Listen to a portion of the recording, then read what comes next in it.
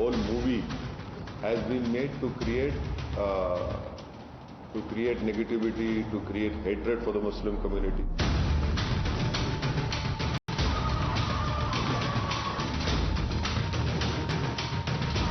2013 में मेरे इंसिडेंट हुई थी, आइडियोलॉजिकल कन्वर्शन हुई थी मेरे साथ। मेरे पर्सनल एक्सपीरियंस से बोलेंगे तो यहाँ एक ब्रेन वॉशिंग सिस्टम चल रही है हमारे समाज में।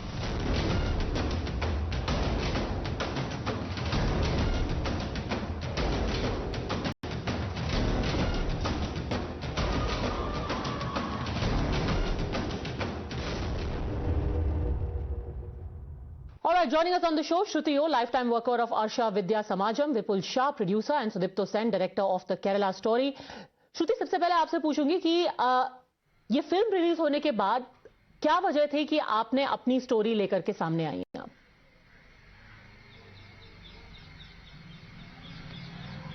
मैं ये फिल्म रिलीज होने के बाद नहीं थी, मैं पहले ही मेरे एक्सपीरियंस के बारे में बोल चुकी थी। मैं एक किताब भी लिखी हूँ, इसका translation a story of reversion नाम से ट्रांसलेशन है इंग्लिश में।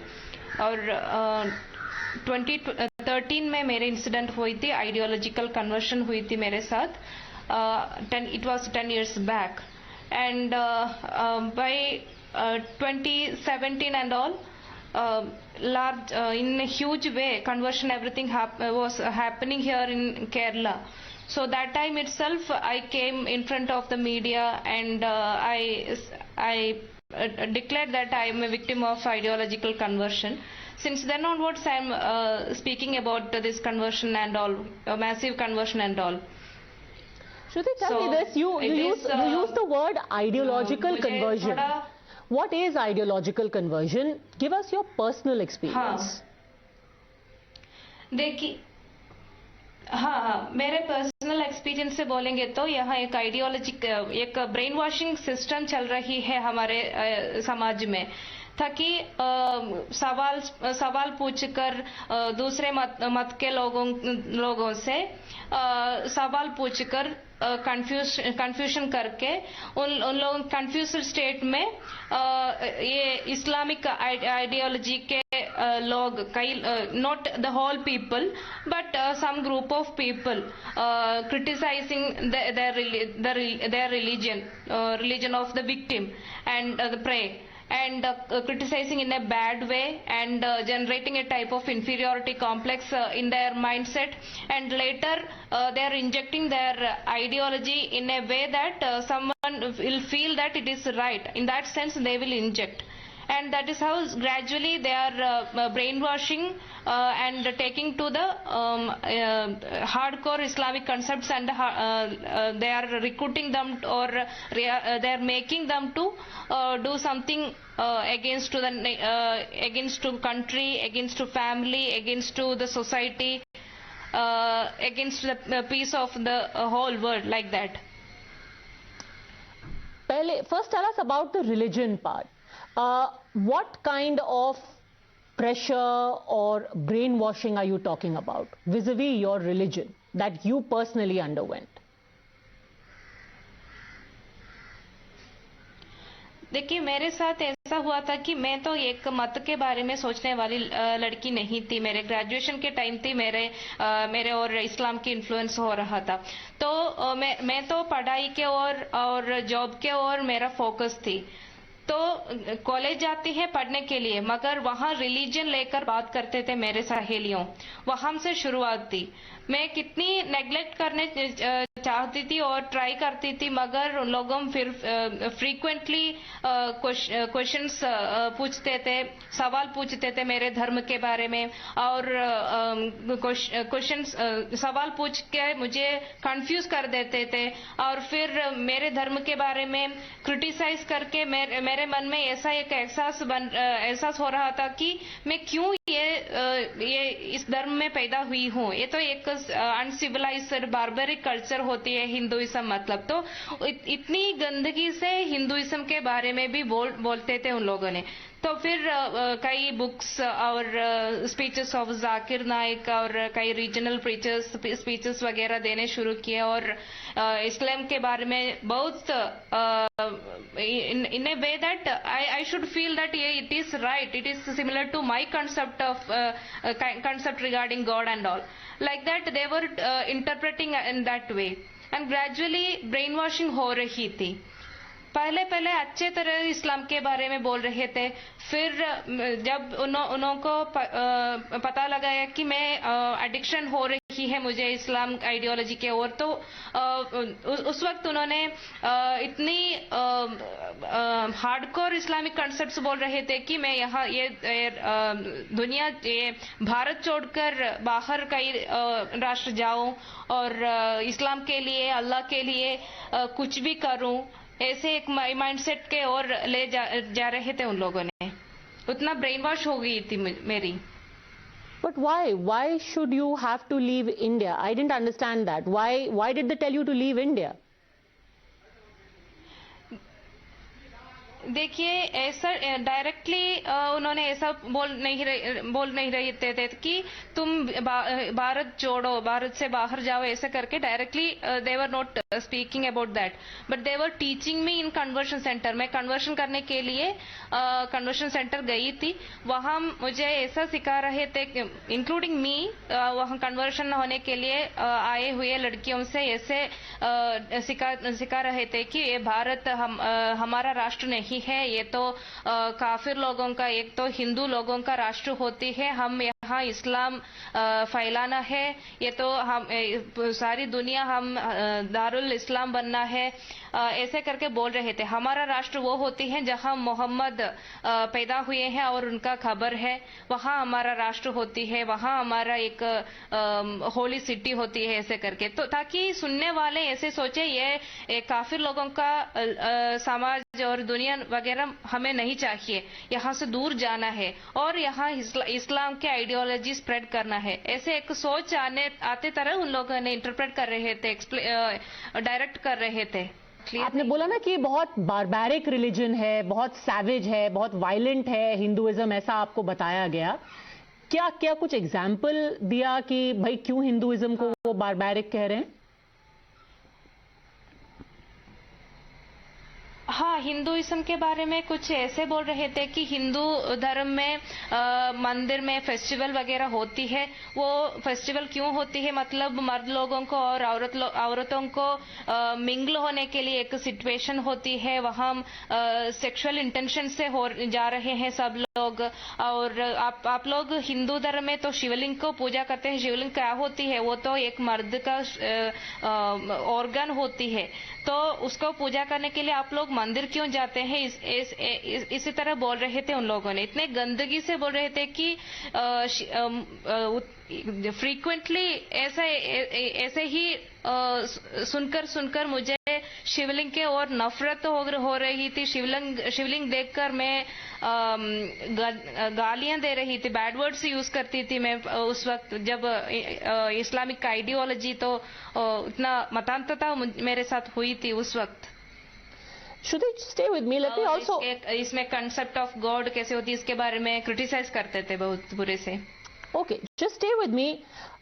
Mr. Vipul Shah, do you hope that just like Shruti is speaking today, of course, she has been very vocal for the last decade or so, talking about her experiences. But even now, after your film, after her book, there are a large section of people who are saying that this is fictional, that it's the small, minuscule percentage. Will more women speak up? Do you have that hope? I think more and more people will speak up, and Shruti is extremely brave, and we really salute her courage to come out in the open and speak about what she has gone through and what many have gone through. This whole the whole thing that went around this film of discrediting us and saying that this was an agenda film and this was fake. Here is a person who is actually, telling what exactly is shown in the film. And Shruti has been in touch with Sudipto Dada for a very long time. And Shruti is not the only one. There are many more girls in Arsha Vidya Samajam, with Dada has interacted with. And those are the moments, those are the incidences which are part of the story, which are part of this film. So now at least people who just wanted to criticize for the sake of criticism should accept that they were wrong, and the film doesn't talk about any lie. The film is absolutely true. But Mr. Sen, despite many of these stories, whether real life or what you have shown in your film, for example, now there are some episodes in Jammu, some Kashmiri students were beaten up. It's being alleged by the National Conference that it's a result of your film, that violence is being carried out against people. In Akola and Maharashtra, there was violence over a WhatsApp forward about the Kerala story in which one person died. How do you respond to allegations that an atmosphere is being created because of which violence has started by your film? Number one, telling the story of three girls, Shalini, Gitanjali and Nimisha, how come it leads to any violence? I have no idea. Because after watching the film, people are coming out of the cinema hall. They are either blessing us, coming out with their tears, and they are saying that they can identify with the girls and their pain, the agony they have gone through. Now you tell me that telling story of three girls, can it lead to any kind of violence, any kind of unrest? If it is there, then there is a problem in the system. We are talking about radicalization of the simple girl. Shruti was a brilliant student and Shruti was a teacher. Now just tell me that a teacher, a simple girl from Kasargod, been radicalized and started hating her religion. And she was thinking, she told me the story that what she was feeling when she first time went to the conversion center. And now if I take a break, I tell you the story when I met Shruti, Chitra, Athira first time in a small flat they were staying near Kochi. And you won't believe the way they were living. Their electricity was cut. If they went out to get their vegetable to eat, their bags were being snatched on the road. They used to sleep unfed. Now telling their story, can it be violent? Can it be instigation to any violence? If it is there, then it is a problem with the system. Whenever I speak to Shruti, I smile, I laugh, I try to make her feel happy, but my heart cries. What they have gone through, I have seen last 10 years. But why were they living in those conditions? Out of fear or because they were ghettoized? They rented a house, their electricity was being cut. They used to go out to buy vegetable, their bags been snatched by the local goons. Now, when I interviewed Shruti for the first time, the house was entirely dark. The door was closed this much. The light was piercing through that. And that was the light when I was interviewing Shruti, Chitra and all.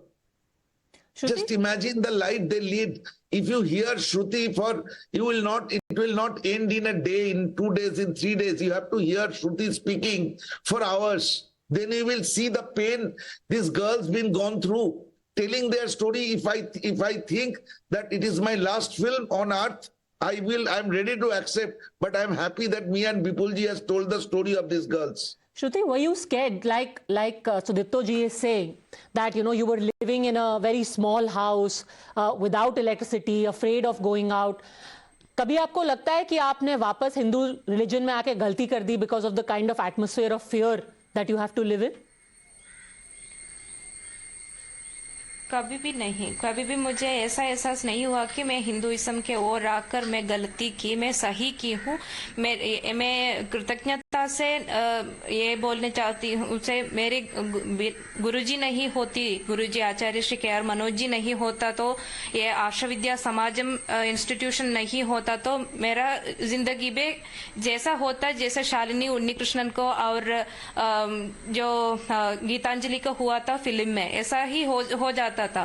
तक मेरा जीवन में तो love आपका नहीं था, मेरा तो आइडियोलॉजिकल कन्वर्शन हुई थी, मगर मेरे साथ ऐसे बोल रहे थे उन लोगों ने कि कन्वर्शन सेंटर में तुम कन्वर्शन होकर घर में एक्सेप्ट नहीं कर रहे तो आप वापस आओ, तुम यहाँ वापस आकर तुम्हें शादी करवा देंगे, यहाँ क्या बोलूं, यतीम खाना बोलती है ऑर्फनेज को, यतीम खाना में रहने के लिए फैसिलिटीज करते हैं, ऐसे करके इतनी मतांतरता हुई थी। तो मैं वापस हिंदू धर्म की ओर आई हूँ। इसके बारे में कुछ उन लोगों को पता चलाएगा तो कुछ भी हो जाएगा, मेरे घर के और कुछ भी हो जाएगा, मेरे पापा अम्मा को कुछ भी हो जाएगा, कुछ भी करेगा उन लोगों ने। तो हम कैसे ऐसे सिचुएशन में जीते हैं, ऐसे सुदीप्तो जी ने बोल रहे थे, इतने बुरे सिचुएशन में क्यों हमें रहना पड़ते हैं, क्योंकि केरल में एक तरह की फियर एक्सिस्टिंग हियर था कि ये पॉलिटिकल वालों ने सपोर्ट कर रहे हैं इन कन्वर्शन फोर्सेस को, और ये कन्वर्शन करने वाले ये एसडीपीआई हो या पॉपुलर फ्रंट हो, किसी भी हो, किसी ऑर्गेनाइजेशन वालों ने यहाँ फैलाए गए डर है, इसलिए विक्टिम्स आगे नहीं आते हैं कहने के लिए। हम तो आगे आते हैं क्योंकि हमें जो हुआ है इसी तरह कोई भी ना हो किसी के जीवन में। Next, nobody should be there like Shruti or like Chitra or like Adira or Dr. Anaka. Like nobody should be there in the future. So that we came in front and we are speaking Shruti, about our experience. Everyone's talking about this conversion center. What does it look like? How did you reach there? Who runs it? Who gives the money? Tell us about this conversion center. मैं teaching करती थी तो मुझे pocket money मिलती थी, तो मैं वो सेव करके मैं गई थी, मैं अकेली गई थी। बट गाइडेंस तो मिली थी मुझे पहले ही, कहाँ जाना है, कन्वर्शन सेंटर जाकर लीगली कन्वर्ट होना है तो ही मुझे लीगली कन्वर्शन होके मैं रहमत होकर मैं इस्लामिक वुमन होकर मुझे जी सकूं, ऐसे करके एडवाइस मेरे सहेलियों से सहयोगियों से मिला था पहले ही। मगर कन्वर्शन सेंटर कहाँ जाऊँ इसके बारे में कुछ पता नहीं था, तब भी मेरे सहयोगियों के एडवाइस मिली थी। मेरा तो कन्वर्शन के लिए मैं केरल के मलप्पुरम में पोन्नानी में गई थी। पोन्नानी में एक कन्वर्शन सेंटर है, ऑथराइज्ड कन्वर्शन सेंटर है, वहाँ गई थी। मगर यहाँ केरल में ऑथराइज्ड कन्वर्शन सेंटर और अनऑथराइज्ड कन्वर्शन सेंटर बहुत ज्यादा है केरल में, और कन्वर्शन भी हो रही है जबरदस्ती से। आप ये सब चीजें कह रही हैं। There are many people who've made videos saying कि the real Kerala story is that it has the highest per capita income, that the women here are highest educated, that the infant mortality is the lowest in the country. That Kerala story उसको बताने की जगह आप ये सब चीजें क्यों बता रही हैं, कन्वर्जन की बातें क्यों कर रही हैं? कैसे देखिए, कैसे ना बताऊं, क्योंकि यहाँ कुछ हो रही है इसके बारे में बोल रही है। वो एक पाकिस्तान वाले को यहाँ अरेस्ट हुआ है, एक 17 उम्र की लड़की सुसाइड की है मद्रसा में, बालरामपुरम में, तिरुवनंतपुरम के बालरामपुरम है, हमारे संस्था के आसपास की एक इंसिडेंट के बारे में बोल रही हूँ। वो मुस्लिम लड़की है, 17 उम्र के लड़की है, उसका मिसयूज हो गई थी, और वहां के मौलाने वाले ने वो लड़की को मिसयूज कर रहे थे, इसलिए वो सुसाइड करी है। वो सुसाइड है या मर्डर, इसके बारे में पता चलना है। ये सब यहाँ केरल में हो रही है, तो केरल में जो कुछ हो रही है इसके बारे में बोलना ही चाहिए ना। गॉड्सन कंट्री थी, मगर अब तो गॉड्सन कंट्री नहीं है। Mr. Shah, you wanted to add to this? I wanted to just say that Saudi Arabia is the richest country, one of the richest country.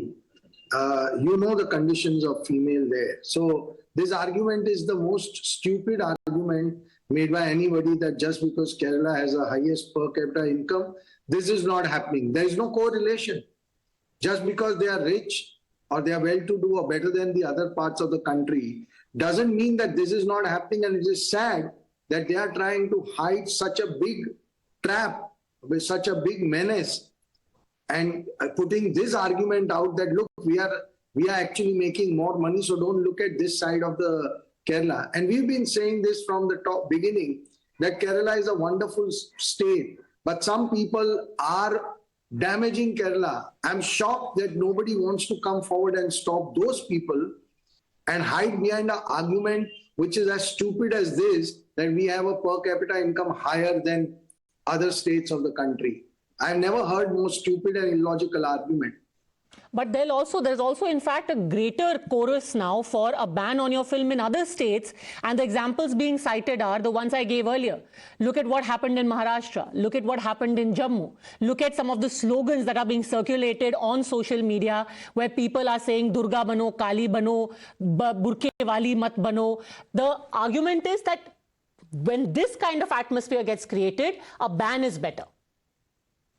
I think when you are speaking the truth and some people are uncomfortable with it, this is the simplest thing, right? Try to create some passion, try to create some kind of violence, and then automatically a ban will be demanded, and so the voice can be shut down. I think it is upon the governments to really take stringent action against everybody who are trying to create violence. Stop this. And you see the kind of awareness this film has already created in less than 10 days. I'm not surprised with people's reaction because there is so much anger that is coming out.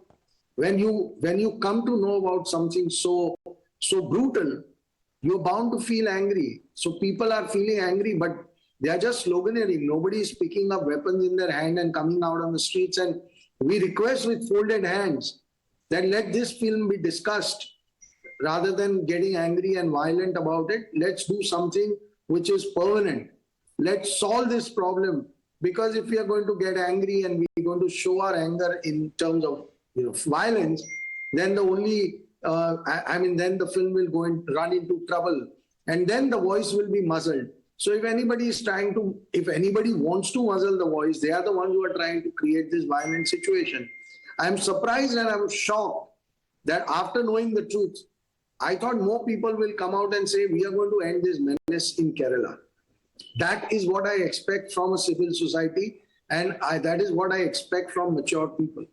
रहमत से वापस श्रुति बनने का फैसला आपने किस point पे लिया? क्या हुआ ऐसे कि आपने कहा that I need to go back to my religion? देखिए, उस वक्त तो उतनी मतंतरता हुई थी ना, इसलिए मुझे मत को छोड़ने के बारे में कुछ सोच नहीं पाती थी।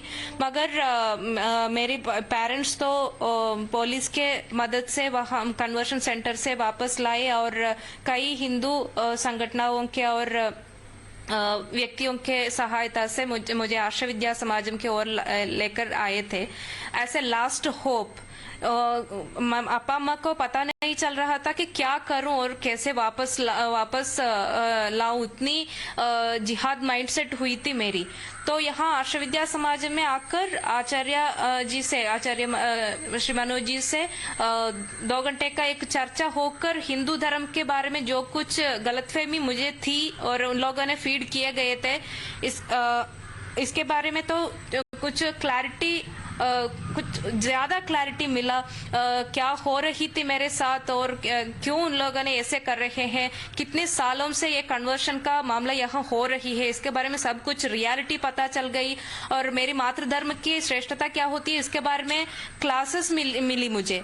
तो फोर्सिंग नहीं थे यहाँ, ऐसा मुझे इतना फ्रीडम दे रहे थे गुरुजी और दूसरे टीचर्स ने कि मुझसे बोल रहे थे कि आपका यो इंटेलेक्ट और रीजनिंग पावर यूज करके जो कुछ हम कह रहे हैं उसके बारे में आप सोचिए और सोचकर एक डिसीजन में आ जाइए। एक रिलीजन को सही है, रिलीजन सही है या गलत, इसके बारे में सोचना है, पढ़ना है तो not from any blind believer or not from any criticizer. Use your intellect and use your brain. That much freedom they were giving me that time, and I could think and I could decide which is right and wrong. पहले ऐसा नहीं था क्योंकि उन लोगों ने एक fear मेरे मन में क्रिएट किया गया था कि अल्लाह ही फाइनल है, अल्लाह जो कुछ फिक्स डिसाइड किया है उसके बारे में हम ऑपोजिट नहीं सोच सकते हैं। तो जो कुछ मैं अल्लाह के बियॉन्ड और जो अल्लाह कुरान के वजह से और मोहम्मद थ्रू कुछ कहा है, इसके सिवा कुछ कई और मैं थिंक करूं और सोचूं तो अल्लाह से पनिशमेंट मिलेगा और खबर में पनिशमेंट मिलेगा और I will go to hell, like that I had fear. So in having that fear I couldn't think, I couldn't imagine, और इमेजिनेशन वगैरह सब कुछ स्टॉप हुआ था. मैं इतनी मेरा तो सिचुएशन ऐसा हो रहा था कि मैं कुछ, मेरा मेमोरी पावर भी मुझे लॉस हो चुकी थी. I lost my memory power almost when I reverted back to Sanatan Dharma. तो दैट मच ब्रेन वॉशिंग हुआ था मेरे साथ. तो पहचान कर ही उस वक्त मुझे, जब मैं सनातन धर्म की ओर आई और आर्ष विद्या समाजम के साथ मेरा भी एक इन्वॉल्वमेंट होना चाहिए, मुझे पता चल गया, तो मैं आचार्य जी के शिष्य बनकर यहाँ काम करने शुरू की. तो मुझे इतना रियलिटी, मुझे I was witnessing the reality. What means already यहाँ लव ट्रैप जिहाद किया और कई तरह के कन्वर्शन के काम चल रही है. मैं कन्वर्शन सेंटर में भी कई लड़कियों को, बहुत ज्यादा लड़कियों को, including me, 65 members were there as in women section. Their majority were teenage उम्र के लड़कियां थे. वो लड़कियों को कहने के लिए कहानी थी लव अफेयर का. वीकेंड पे लवर्स आते थे और लग्जरी आइटम्स देते थे, लग्जरियस ड्रेस, कॉस्टली ड्रेसेस देते थे. उन लोगों को मीटिंग करने के लिए जगह देते थे उन लोगों ने. तो लव ट्रैप जिहाद हो रही है, इसके बारे में पहले ही मुझे पता चल गया. तो वो गलत है, लव से रिलीजन को एक्सेप्ट करना गलत है, ऐसा सोचती थी मैं. मगर फिर मुझे इसका स्ट्रैटेजी, कैसे ये स्ट्रैटेजिकल कन्वर्शन यहाँ हो रही है, इसके बारे में बहुत ज्यादा एग्जाम्पल्स दे सकी मैं आर्ष विद्या समाज में. अब भी कितनी कॉल्स आ रही है after the releasing of this Kerala story movie, कितने कॉल्स हमारे आर्ष विद्या समाज में आ रही है. कितने एक्सपीरियंस्ड फेलो कॉल करके रो कर उन लोगों के कहानी बोल रहे हैं. हम भी आपके तरह बोलने चाहते हैं, मगर हमें डर है, कैसे बोलूं, हमारे घर वालों को कुछ हो जाएगा, ऐसे करके उन लोगों ने डरते हैं. तो कन्वर्शन एक स्ट्रैटेजिकल, सिस्टमैटिकल, एक प्लान्ड, ऑर्गेनाइज्ड कन्वर्शन यहाँ हो रही है. ये सही है. जो कुछ फिल्म में दिखाई गई है वो गलत नहीं है. इसे बैन करने के लिए जो कई लोग कह रहे हैं, उन लोगों के कुछ एजेंडा होगी. फिल्म का तो एजेंडा प्रोपेगेंडा नहीं है. Let me finally ask you, Mr. Sen, you are facing enough hurdles in India as it is. Now in the UK also, you haven't been given the age certificate. Do you foresee that there is going to be a longer bumpy ride ahead for you? Yes, of course, yes. If you want to do something for the nation, if you want to make some changes in the system, the bumpy roads are not uncommon. So we are mentally prepared. And we just performed a small bit of the struggle Shruti, Chitra, Athira picked up 10 years back. Well, truth has a way of coming out, and while the achievements of Kerala as a state are true, so is the story of Shruti, which has been told in the Kerala Files, and countless other girls perhaps as well. Thank you very much, Shruti. Thank you both gentlemen. Thank you, Mr. Vipul Shah. Thank you, Mr. Sudipto Sen, for joining us. Thanks for watching.